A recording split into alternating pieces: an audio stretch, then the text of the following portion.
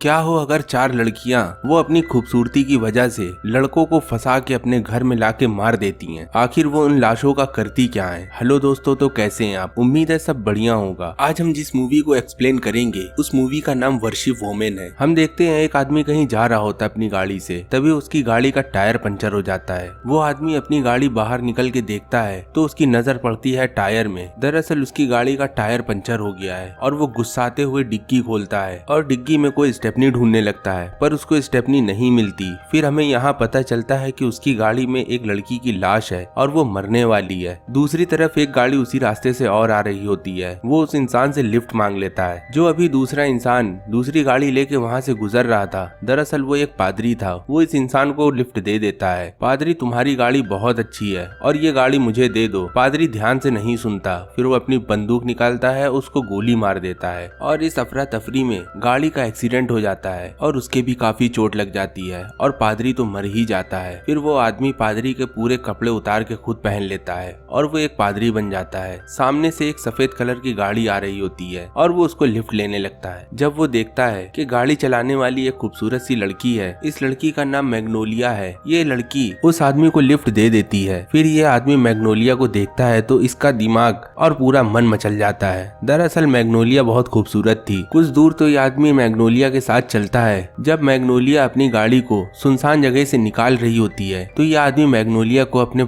हवस का शिकार बनाने के लिए जबरदस्ती मैग्नोलिया को गाड़ी से बाहर निकालता है और मैग्नोलिया यहाँ बेहोश हो जाती है। जब उसको होश आता है तो उसको पता चलता है कि उसका बलात्कार हो गया है। मैग्नोलिया हेयर पिन निकाल के उसके गले में स्टैब कर देती है और वो आदमी वहीं मारा जाता है। फिर वो अपने आप को खड़ा करती है और उस आदमी के लिए एक बैग निकाल के लाती है। उसको कायदे से पैक करके बड़ी मुश्किल से अपनी गाड़ी में डाल देती है। मैग्नोलिया फिर अपनी गाड़ी में बैठती है और लिपस्टिक लगा के अपने आप को फिर से डेकोरेट करके निकल जाती है वो अपने घर की तरफ। घर जाने की रास्ते में एक पेट्रोल पंप पड़ता है। मैग्नोलिया वहाँ पेट्रोल भरने लगती है। तभी पीछे से वहाँ चक आता है और बोलता है, क्या तुम्हें कोई मदद चाहिए? मैग्नोलिया उसको मना कर देती है। ये सुन के वहाँ से चक चला जाता है। फिर वो दूसरे कस्टमर को अटेंड करता है और दूसरा कस्टमर जिसका नाम हेरोल्ड है, ये भी मैग्नोलिया को बड़े ध्यान से देख रहा होता है। फिर मैग्नोलिया गाड़ी में तेल भर के वहाँ से निकल जाती है और अपने घर पहुंचती है तो हम मिलते हैं आंटी ली से। आंटी ली मैग्नोलिया से बोलती हैं, तुम इतनी देर कहाँ थी? इतनी देर तुम लोग बाहर ना रहा करो। तभी मैग्नोलिया बोलती है, डिग्गी में एक बहुत बड़ी लाश है और लाश बहुत तगड़ी है। ये सुन के आंटी ली बहुत खुश हो जाती हैं और मैग्नोलिया अंदर चली जाती है। आंटी ली अपने भाई से बोलती हैं, डिग्गी में लाश है, उसको ठिकाने लगाओ। फिर हम देखते हैं आंटी ली की दूसरी भतीजी फोन पार्सल लेके एक कस्टमर के पास आई है। वो कस्टमर फोन से बोलता है, आखिर तुम्हारी आंटी की क्या रेसिपी है और इतनी अच्छी मीट पाई वो कैसे बना लेती हैं? तभी फोन बोलती है, ये रेसिपी उन्हीं को पता है और मुझे नहीं पता। फिर वो आदमी बोलता है, अगले हफ्ते फिर से मीट पाई लेके आना और तुम लेके आना। दरअसल फोन एक माल लग रही थी और वो बहुत खूबसूरत थी।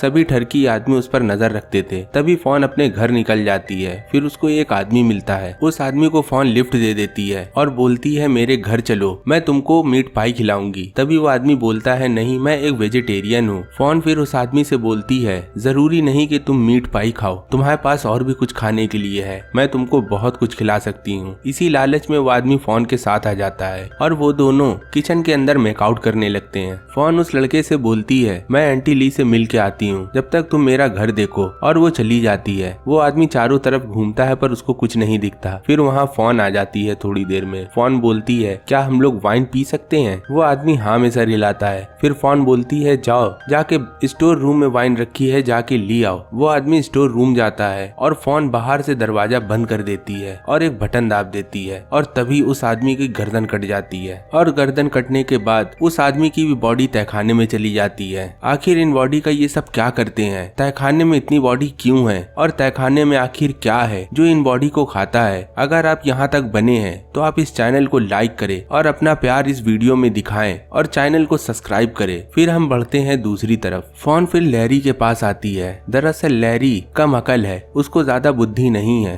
फोन लैरी को चिल्लाने लगती है और बोलती है, क्या तुमको दिखता नहीं कि मेरी गाड़ी खराब हो गई है? इसको जितनी जल्दी हो सके बनाओ। लैरी बड़ा अफसोस करता है और सोचता है, मेरी वजह से ये गाड़ी खराब है और मैंने इस गाड़ी पर ध्यान नहीं दिया, और वो अपने सर को गाड़ी में ठोकने लगता है और उसके खून निकलने लगता है सर से। दूसरी तरफ हम देखते हैं आंटी ली की तीसरी भतीजी जिसका नाम कोरल है। कोरल की भी गाड़ी खराब हो गई है है और वो लिफ्ट मांग रही है। तभी उतने में वहाँ पुलिस चीफ की गाड़ी आ जाती है। वो देखती है कोरल को तो उसको बोलती है चलो मैं तुम्हें को घर छोड़ देता हूँ, और वो कोरल को घर छोड़ने आ जाती हैं। तभी बाहर आंटी ली आ जाती हैं और वो पुलिस चीफ को देखती हैं और बोलती हैं आप घर चलिए। पुलिस चीफ कहता है किसी दिन और फिर वहाँ से वो चला जाता है। फिर हम देखते हैं आंटी ली की चौथी भतीजी जिसका नाम स्काई है। स्काई मीट पाई खा रही होती है। तभी आंटी ली आती हैं और बोलती हैं तुम कोई शिकार पकड़ के नहीं लाई, बस बैठ के यहाँ खा रही हो। तभी स्काई बोलती है ठीक है मैं देखती हूँ। आंटी ली मैग्नोलिया के पास बैठी होती हैं और बोलती है मार्केट जाके कुछ सामान लाना है और जाओ तुरंत आओ, किसी से बात ना करना, अनजाने आदमी से तो बिल्कुल बात ना करना। मैग्नोलिया फिर मार्केट जाती है। दूसरी तरफ हम देखते हैं वो पुलिस वाला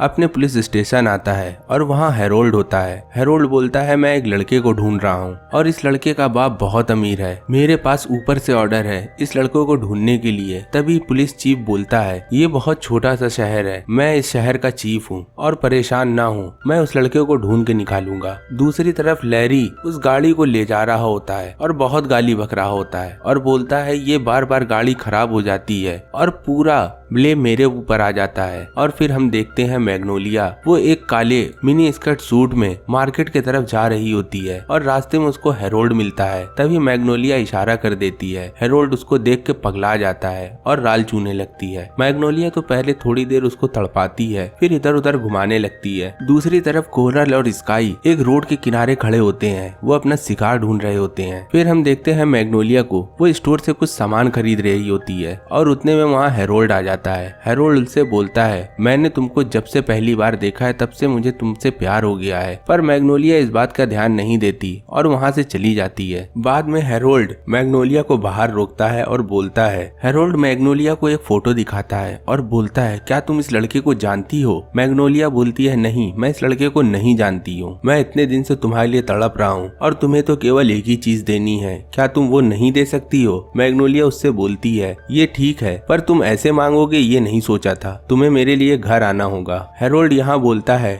घर क्यों, होटल चलना है तो चलो। मैग्नोलिया बोलती है घर मतलब घर, और ये बोल के वहाँ से चली जाती है। दूसरी तरफ कोरल और स्काई एक गाड़ी को अपनी तरफ आते देखते हैं। स्काई बंदूक उठा के उनका टायर पंचर कर देती है। दरअसल उस गाड़ी में 4 म्यूजिशियन थे। जब वो अपनी गाड़ी खराब देखते हैं तो वो गाड़ी से उतरते हैं और बोलते हैं हमें फोन मिलाना पड़ेगा और मैकेनिक को बुलाना पड़ेगा, ऐसे तो बहुत देर हो जाएगी। तो उनमें से एक लड़का बोलता है हम तो फोन लाना ही भूल गए। फिर उन लड़कों के सामने कोरल और स्काई आती हैं और बोलती हैं मेरा घर सामने ही है, तुम वहां जाओ और जाके मैकेनिक से बात कर सकते हो। तभी वो चारों लोग कोरल के घर आ जाते हैं। तभी आंटी ली फोन मिला के मैकेनिक से बात करती हैं और बोलती हैं एक गाड़ी खराब हो गई है और उसको जितनी जल्दी हो सके बना दो। तभी उनमें से एक लड़का बोलता है मैकेनिक को मुझसे बात करने दो, मैं उसको बोलूंगा कि जितनी जल्दी हो सके बना दो। तभी यहाँ आंटी ली बोलती है नहीं, ये आदमी केवल मुझसे ही मानता है और वैसे ही ये बहुत छोटा टाउन है, यहाँ मैकेनिक भी कम है, तुम लोग को जितनी भी जल्दी हो पर तुम लोग को आज तो रुकना ही होगा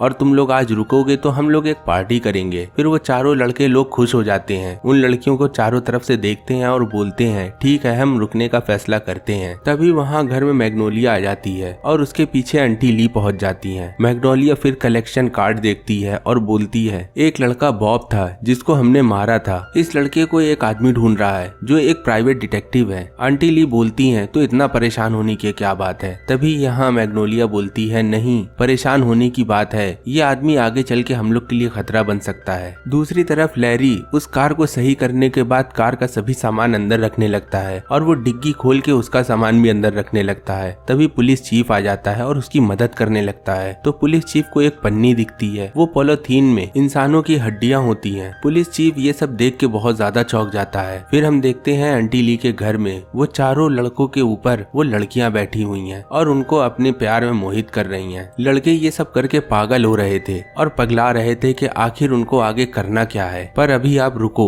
ये स्टोरी ज्यादा लंबी हो रही थी, इस वजह से मैंने इस मूवी के 2 पार्ट बनाए हैं। अगर आपको मूवी आगे देखनी है तो आप इस चैनल में जाके देख सकते हैं। मिलते हैं हम इस मूवी के दूसरे पार्ट में, तब तक के लिए गुड बाय।